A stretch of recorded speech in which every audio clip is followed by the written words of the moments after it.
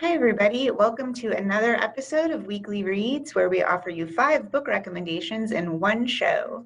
My name is Devon. I'm a librarian at the Worcester Public Library, just like my co-host, Joy. How are you today, Joy? Well, it is Friday, It is indeed. so I'm doing well. We do record a little early, so that's why we're saying it's Friday, but Saturday is good too. So if you haven't seen our show before, we're going to be talking about 5 different titles, and most of them you can get on your phone through the Libby or Overdrive app, also on your tablet or device. If you prefer to use your browser on your laptop or desktop, you can also do that with Overdrive. And we're also taking orders for physical items. So if you like print books better than something on your phone or computer, we can do that too. So if you have any questions or want to place an order, just call the library and we can help you out. So now I'm going to share my screen so that you can see the books that Joy and I have picked out for you today. Okay, so this is what we have. As usual, I'm going to focus on the fiction, Joy will do the nonfiction, and as always, we have a coming soon title. So this is our first fiction book by Laura Zigman. It's called Separation Anxiety. This just came out in March of this year, and it was an anticipated book from Entertainment Weekly, USA Today, BuzzFeed, and Pop Sugar. You might recognize the name Laura Zigman. She's written some other books. One of them, Animal Husbandry, was turned into a movie entitled Someone Like You, starring Hugh Jackman and Ashley Judd. But in this book, the main character's name is Judy, and she's a children's book writer who enjoyed success earlier in her career. But now she's suffering from writer's block, which of course has affected her income. And though she's separated from her anxiety-ridden husband, they still live under the same roof, since they can't afford to live separately. This, along with the loss of both of her parents and the soon-to-be loss of her dying best friend, results in a case of the midlife blues. To comfort herself, Judy takes to wearing the family dog, a little Sheltie, and a baby sling to comfort herself and to help her handle the stresses of everyday life. This might sound a little heavy, but Laura Zigman has the talent and skill to grab you from the first page. She's witty, introspective, and touches on the truths we can't always admit to ourselves. It's a story that you'll feel sad to see end, but will leaving you wondering what's ahead for the characters, since the book closes on a hopeful note. Hopefully there will be a sequel. So this book was recommended to me by a coworker who almost never reads fiction. So for her to enjoy this and recommend it, I think is a really big deal. The book got lots of good reviews as well. The Washington Post said, Zigman's new novel is an intense compression of grief and humor. You may think that the last thing you need is a novel about a woman driven to wearing her dog, but you would be wrong, which I think is a great quote. So if you yourself are in midlife and maybe feeling a little blue, or maybe you just like the idea of carrying your pet around, this sounds like a good book to try. And here's one from Joy.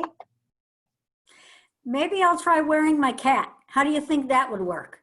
You'd have to ask your cat. I don't think so. Well, my first choice is Stranger in the Woods, The Extraordinary Story of the Last True Hermit by Michael Finkel, which was the National Geographic Best Book of the Year when it first came out in 2017, and fits very nicely with our summer reading theme, Imagine Your Story. For several generations, residents of central Maine had been hearing rumors of a hermit who lurked in the woods along the shores of North Pond. Never seen, never heard. He announced his presence only through the things that went missing from boarded up cabins occupied by summer people a few months a year. The thief never stole big ticket items. He stuck to propane, batteries, a transistor radio, a bag of Cheetos here, a pair of jeans there, an outdated Game Boy, a small TV, and of course, books. Not much to make a fuss about. And anyway, the hermit probably wasn't real, just a story spun to entertain the kids during the long, hot days of summer. And the thefts? Probably local teens. Enough time had gone by that by 2015, the hermit of Long Pond was on the verge of becoming a legend. But guess what? The hermit was real. His name was Christopher Knight. And when he was arrested, he claimed to have been hiding in plain sight within hearing distance of a nearby highway for 27 years. In that time, he had only spoken once to say hi to a hiker who crossed his path. Clearly, he carried social distancing to an almost unimaginable extreme. Nice one. To say the least, those who heard the story were skeptical.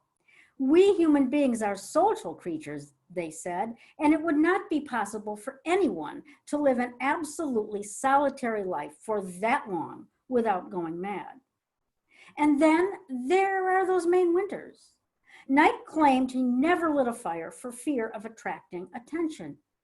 So how on earth could he have survived sub-zero temperatures for one season, let alone over 20? Turns out, through a combination of finely honed skills, stealth, mute endurance, and total lack of desire for human connection, authorities agree he did just that. Knight did not fit the stereotype of how a hermit would act or what he would look like. While in custody, he was clean, beardless, fresh-smelling, and neatly dressed.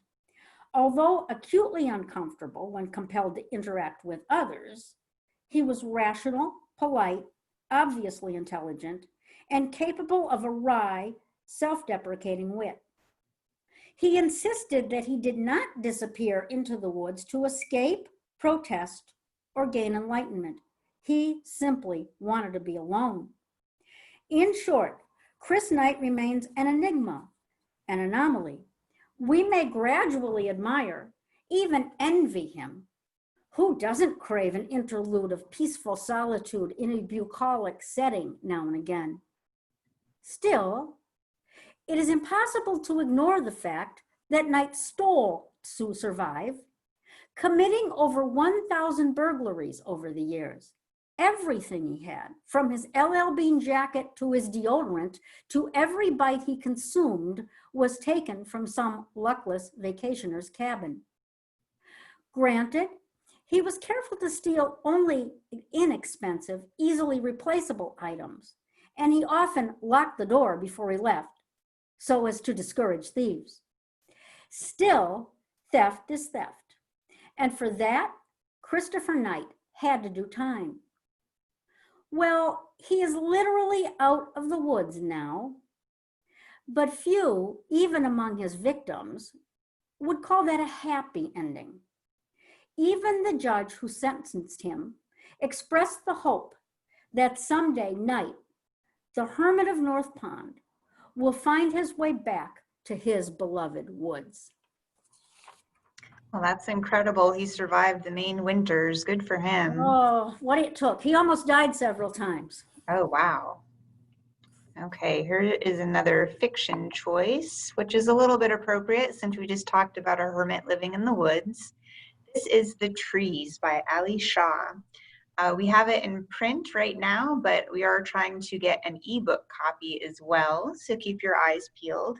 This book came out in 2016, and Ali Shah is a British writer who's gotten some awards. This book in particular is being called an atmospheric modern fairy tale. So the trees arrived one rainy night, wrenching through the ground, thundering up into the air, and turning the suburbs into a shadowy forest. When Adrian ventures outside, he sees destroyed buildings, felled power lines, and broken bodies still wrapped in bed sheets hanging from the branches. It's soon obvious that no help is coming, and that the trees, which seem to be the work of centuries rather than hours, span far beyond his town, maybe as far as the coast, where across the sea in Ireland, Adrian's wife is on a business trip. When Adrian meets Hannah, who, unlike him, believes the trees signal a renewal instead of destruction, she and her son Seb, short for Sebastian, persuade Adrian to join them. Together, they set out to find Hannah's brother and Adrian's wife. and to discover how deep the forest goes. Their journey takes them to a place of terrible beauty and violence, of deadly enemies and unexpected allies, into the dark heart of nature. Kirkus gave this book a review that I really agree with. They said it's a cross between an ecological sermon, a mystery, a fairy tale, and a horror story, all in one. So when I read this book, I loved so many things about it. First of all, there's Adrian, who I initially hated, but who grew on me over time. He's very lost without technology or the comforts of modern life. But he starts to see little figures, bundles of twigs and leaves that form themselves together and watch and whisper from the edge of the forest path. Throughout the journey, they see other things, giant wolves, like dire wolves, and mythological Japanese creatures that look like a cross between a rhino and a unicorn. There are references to ancient Arthurian and Druidic lore, and a kick-butt teenage girl with a pet fox. The book contains funny, scary, uplifting, and heartbreaking moments, but several picky readers I know have loved this book, so you might too. I really can't recommend it enough. But here's another book from Joy. I may just read that. My next choice is Ghostland, An American History in Haunted Places by Colin Dickey. In 1827, a scholar and scientist named Edmund Ravenel met a young soldier named Edmund Perry, who was stationed at a nearby fort, and took him under his wing. The young man promptly betrayed his trust by falling in love with Ravenel's 14-year-old daughter, Annabelle, and the young couple took to sneaking away for trysts under a weeping willow tree in a local cemetery. Well, you know where this is going. When he found out, the enraged father locked his daughter away, and shortly thereafter, she died from yellow fever. Ever since, the story goes, the ghost of Annabelle Ravenel lingers under that trysting tree, awaiting the return of her lover, whose real name was not Edmund Perry, but Edgar Allan Poe. Remember the poem, Annabel Lee? Great story, some of it true. Dr. Ravenel really existed, and he and Poe probably knew each other. However, just a little bit of research reveals that while Ravenel had a daughter, her name was Mary Louisa, not Annabelle. And at the time Poe was stationed in Charleston, she would have been 18 months old. A curse on your head, Ancestry.com. This is just one example of the stories author Colin Dickey found as he traveled across the American landscape in search of haunted places, from the House of the Seven Gables in Salem to the Mustang Ranch in Nevada to a Toys R Us in California. Dickey's purpose is not to scare the socks off his readers. If that is what you are looking for, this is not the book for you. Nor does he take any pleasure in debunking the stories we love. Rather, he is interested in exploring the social, cultural, and emotional reasons why these stories mean so much to us. In other words, why they continue to haunt us generation after generation. Surveys show that 75% of Americans believe in ghosts, and 20% claim to have encountered one. And this does not count legions of skeptics who just relish a good ghost story now and again, preferably around a roaring fire on a winter's night. So now that we know that Annabelle Ravenel never existed, let alone met Edgar Allan Poe under a weeping willow tree in a Charleston cemetery, will South Carolinians stop telling her story? Will we stop telling ours? My guess, not a chance. I've heard of this book before. It's supposed to be really good. Yes, it is. All right, now it's time for a coming soon title. Star is Bored by Byron Lane. So we are ordering this in print. It's on the way. It's not in our catalog yet. And hopefully we'll also get it on Overdrive and Libby. So if you're wondering what the heck this picture is, this is a picture of the author who used to be the personal assistant for Carrie Fisher of Star Wars fame. So this book, even though it's fictional, is based in part on his time working with and for her. So that's coming out on July 28th on Tuesday. And a lot of people have been waiting for this book. People magazine says it's the best book of the summer. It was named one of the 14 best books of the summer by Harper's Bazaar, one of Library Journal's titles to watch for the whole year, and one of the 30 best beach reads, according to Parade magazine. It's being called a hilariously heartfelt work of fiction, which, as I said, was influenced by the author's time assisting Carrie Fisher. So in this book, the main character's name is Charlie, and he is tense and sweating as he prepares for a job interview. His car is idling, like his life, outside the Hollywood mansion of Kathy Cannon, star of stage and screen.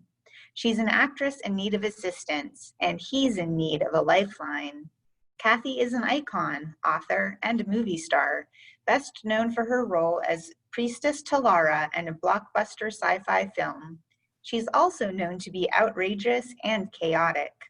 When Charlie gets the job, his 3-year odyssey is filled with late-night shopping sprees, last-minute trips to see the aurora borealis, and an initiation into the sacred Hollywood tribe of personal assistants. But Kathy becomes more than a boss, and their friendship grows. Charlie must make a choice. Will he always be on the sidelines of life, or can he step into his own life's leading role? So I really like that last turn of phrase. I think that really fits well into our summer reading theme, Imagine Your Story. I think we'd all like to think that we can step into our own life's leading role. And it's about Carrie Fisher a little bit. Look at that silly picture. You just know it's going to be a good book. But that brings us to the end of our episode for this week. Thanks so much for watching. Don't forget that if there is a topic or a genre you're interested in, you'd like a recommendation, just put it down below in the comments and Joy and I will get back to you. Otherwise, thanks for watching, and I hope to see you next time. See you later, fellow readers.